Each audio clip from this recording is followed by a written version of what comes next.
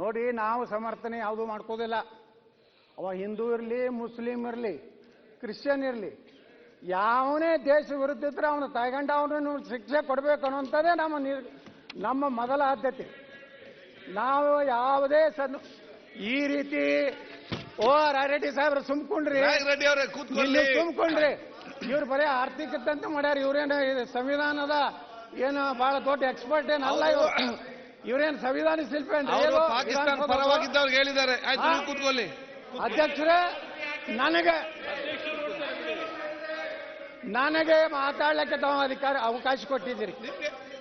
ನಾನು ಹೌದು, ಯಾರು ದೇಶದ ಅನ್ನ ತಿಂದು, ಯಾರು ಈ ದೇಶದ ನೀರು ಗಾಳಿ ಕುಡಿದು ಈ ದೇಶದ ವಿರುದ್ಧ ಪಾಕಿಸ್ತಾನದ ಪರವಾಗಿ ಘೋಷಣೆ ಕೊಡ್ತಾರಲ್ಲ, ಅವರೆಲ್ಲ ತಾಯ್ಕೊಂಡ್ರು.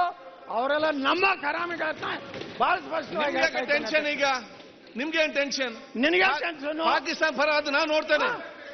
ಅಧ್ಯಕ್ಷರಿದ್ದಾರೆ ಹೇಳಿ, ಪಾಕಿಸ್ತಾನ ಪರ ಬೋಲಿ ಮಗದಕ್ಕೆ ಜಾಸ್ತಿ ಹೇಳಿ. ನೀವು ಸುಮ್ಮನೆ ಕೂತ್ಕೊಳ್ಳಿ. ಈಗ ಸುಮ್ಮನೆ ಮಾತಾಡಿ. ಅವರು ಪಾಕಿಸ್ತಾನ ಪರವಾಗಿ ಅವ್ರಿಗೆ ಹೇಳಿದ್ದಾರೆ. ನಿಮ್ಗೆ ಏನ್ ಭಾರತದ ಕೂತ್ಕೊಳ್ಳಿ. ಈಗ ನಾವು ಅಧ್ಯಕ್ಷರೇ, ನಾವು ಕಾಂಗ್ರೆಸ್ಗೆ ಬೈದಲ್ಲ, ನಾವು ಮುಖ್ಯಮಂತ್ರಿಗೆ ಬೈದಲ್ಲ. ಯಾರು ದೇಶದ ವಿರುದ್ಧ ಈ ರೀತಿ ಮತ್ತೆ ಏನ್ರಿ ಅವರು ಪಾಕಿಸ್ತಾನ ಪರವಾಗಿದ್ದವರಿಗೆ ಏನ್ ಬೇಕಾದ್ರೂ ಹೇಳಿ, ಅದನ್ನ ನಾನು ಒಪ್ಪಿಗೆ ಕೊಡ್ತೇನೆ. ಮುತ್ತೈದೆ ಮಕ್ಕಳು ಅಂತ ಕರಿಬೇಕಾ?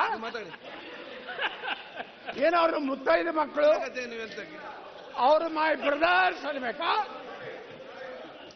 ಏನ್ರಿ ಅಧ್ಯಕ್ಷ?